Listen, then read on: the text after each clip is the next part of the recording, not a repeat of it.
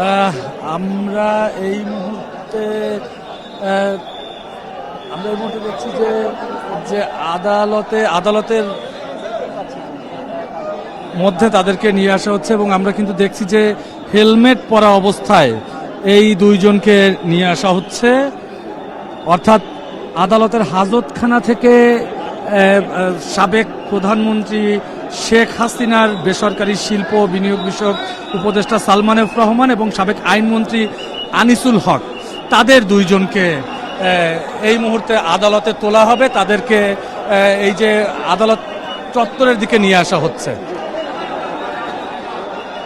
তাদেরকে কিন্তু আদালত প্রাঙ্গণের মধ্যে প্রবেশ করানো হবে। আমরা আদালতের যে সিঁড়িটি রয়েছে সেই সিঁড়িতে অপেক্ষা করব, অর্থাৎ সিঁড়ি দিয়ে যখন তাদেরকে উপরে তোলা হবে তখন যেন আপনাদেরকে সরাসরি সেই দৃশ্যটি দেখাতে পারি।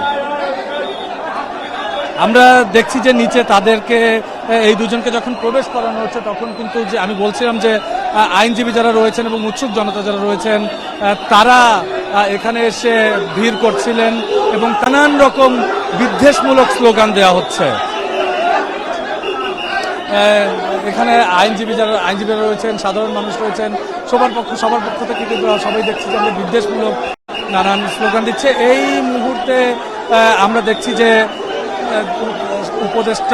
উপদেষ্টা সালমান এফ রহমান এবং সাবেক আইনমন্ত্রী আনিসুল হক, তাদেরকে কিন্তু আদালতে নিয়ে আসা, একদম আদালতের কাছাকাছি নিয়ে আসা হয়েছে। অর্থাৎ কিছুক্ষণের মধ্যেই তাদেরকে এজলাসে প্রবেশ করানো হবে।